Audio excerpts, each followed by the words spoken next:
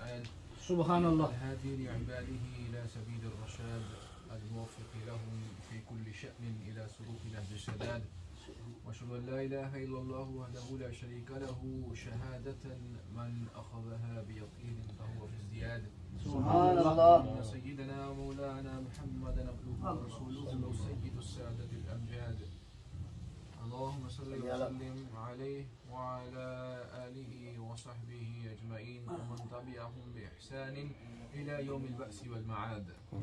أما بعد فأعوذ بالله من الشيطان الرجيم. بسم الله الرحمن الرحيم. إن في خلق السماوات والأرض واختلاف الليل والنهار لآيات لأولي الألباب الذين يذكرون الله قياما وقعودا وعلى جنوبهم ويتفكرون في خلق السماوات والأرض ربنا ما خلقت هذا باطلا سبحانك فقنا عذاب النار. صدق الله مولانا العظيم وصدق رسوله النبي الكريم. إن الله وملائكته يصلون على النبي يا أيها الذين آمنوا صلوا عليه وسلموا تسليما. اللهم صل على سيدنا وعلى آلك وأصحابك سيدي يا حبيب الله. الصلاة والسلام عليك سيدي يا رحمة للعالمين وعلى آلك وأصحابك سيدي يا شفيع المذنبين. مولاي صل وسلم دائما أبدا على حبيبك خير الخلق كلهم محمد سيد القولين والثقلين والفريقين من عرب ومن عجم فاق النبيين في خلق وفي خلق ولم يدالوه في علم ولا كرم وكلهم من رسول الله ملتمس غرفا من البحر أو رشفا من الضيم ثم الرضا عن أبي بكر وعن عمر وعن علي وعن عثمان ذي الكرم. يا رب صل وسلم دائما أبدا على حبيبك خير الخلق كلهم. Praise belongs to Allah subhanahu wa ta'ala, the creator, the master and the sustainer of the universe, and may countless salutations and incalculable salawat be upon the best of the creation, the leader of all prophets, our master Sayyidina Rasulullah sallallahu alaihi wasallam. And thereafter, the dearest listeners, assalamu alaikum wa rahmatullahi ta'ala wa barakatuh. Wa alaykum assalam. Allah subhanahu wa ta'ala accept our gathering and bless this household and grant them abundance of health and wealth, inshallah ta'ala. We're well aware that there are different branches of science and there is cosmology as well, in which the nature of the universe is studied.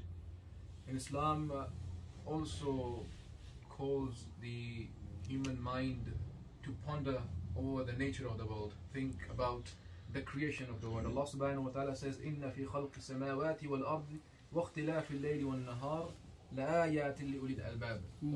That indeed, in the creation of samawat, the skies and the land, wal-ard, واختلاف الليل, and the alternation of the day and night, there are signs for the people of intellect. And who are those people who have been blessed with intellect and aql salim? Allah subhanahu wa ta'ala says in the next verse, الذين يذكرون الله قياما وقعودا وعلى جنوبهم ويتفكرون في خلق السماوات والأرض. And these people of intellect are those people who remember Allah subhanahu wa ta'ala while standing, while sitting and turning. Yani in all of their situations, affairs, every single moment of their life, they are remembering Allah subhanahu wa ta'ala. وَيَتَفَكَّرُونَ فِي خَلْقِ السَّمَاوَاتِ وَالْأَرْضِ. And then they ponder in the creation of the skies and the earth. And then they reach a conclusion. They say, رَبَّنَا مَا خَلَقْتَ هَذَا بَاطِلًا سُبْحَانَكَ فَقِنَا عَذَابَ النَّارِ. And the conclusion that they reach is that, Allah, you haven't created anything in vain, without a purpose, without a goal, without a purpose.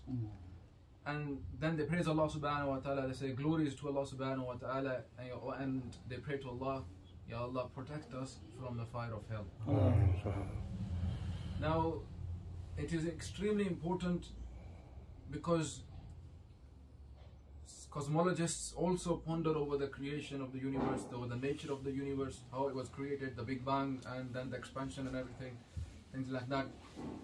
But then there is a perceived idea in their mind that they're trying to disprove the existence of God. And whatever conclusion they reach, for example, Stephen Hawking, I've read some part of his book regarding this thing, and he says that he never liked the idea of God. he never liked the idea of God, and so he had this perceived idea in his mind that he does not like this idea, and his parents were also atheists, so he's pretty much carrying on the same legacy of being an atheist. So it's like, you know, most of us are cultural Muslims because our parents were Muslims, and then the system continues into that. So his parents were atheists and things like that, and then he carries on the same legacy of his, you know, parents, and he has this bias in his mind. Whatever the things are in existence, you know, they're actively trying to disprove the existence of God. But and he says that science has answer for everything. And I was reading another scientist. His name is John Lennox. He's also a mathematician. He says that he's a Christian himself, and a scientist as well. He says that science, as Stephen Hawking said, that science can answer everything. John Lennox says that science can answer the why questions when it comes to how certain things operate. For example, rain, how it is caused, electrons, whatever, the things how it work, negative charge, positive charge, and whatever. And then the, you know, electricity, the thunderstorms and things like that, how something operates. But when it comes to the question of the purpose, why something happens like this, why is the world in existence, why are we here, science cannot answer these kind of questions. And they give an example. For example, a person is boiling water, and a person asks that person, why is the water boiling? One of the replies a person can give, because of the thermodynamics and things like that, the water, you know, the molecules are getting heat, and then they are vibrating, and then some of them are evaporating and things like that. And that's the scientific explanation. And then if another person asks the same person the same question, and this time he gives the response, because I want to make tea, I am boiling water. And this gives a purpose. Why is the water being boiled? Because I want to make tea. Now this is not a scientific answer, but this at the same time is a valid answer, and gives us the answer of the purpose, that why is this water boiling. That the thermodynamic answer was also correct, because of the heat, and then the molecules are vibrating, and then some are evaporating, and you know it evaporates at a certain point, things like that, boils at a certain point. But at the same time, both of these answers are correct. Similarly, science, where it answers the questions of how things run, how things work, it does not answer the question of the purpose of existence of everything around us. And that is, Allah subhanahu wa ta'ala says, we have created everything that is, you know, jinn and insan, only for the purpose of ibadah of Allah subhanahu wa ta'ala. And if they then, with a sincere mind, a sincere intention, a sound mind and a clean heart, they ponder over the creation of the universe, and how the scientists even believe that before the creation of the universe there was no space and time, there was nothing. And Allah subhanahu wa ta'ala is outside space and time. He's not bound by the space and time and the restraints of the creation. Allah subhanahu wa ta'ala is beyond this.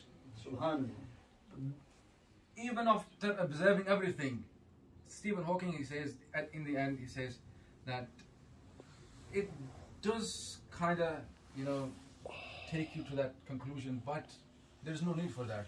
There's no need to ask that question, what was there before the creation of the universe? Because he said there was nothing. So, and the universe was created from nothing. So what he says, because there was no time and space, there's no use of asking that question, what was there before the universe. But we know that Allah subhanahu wa ta'ala is outside this universe. He is beyond this universe and the restraints of the universe.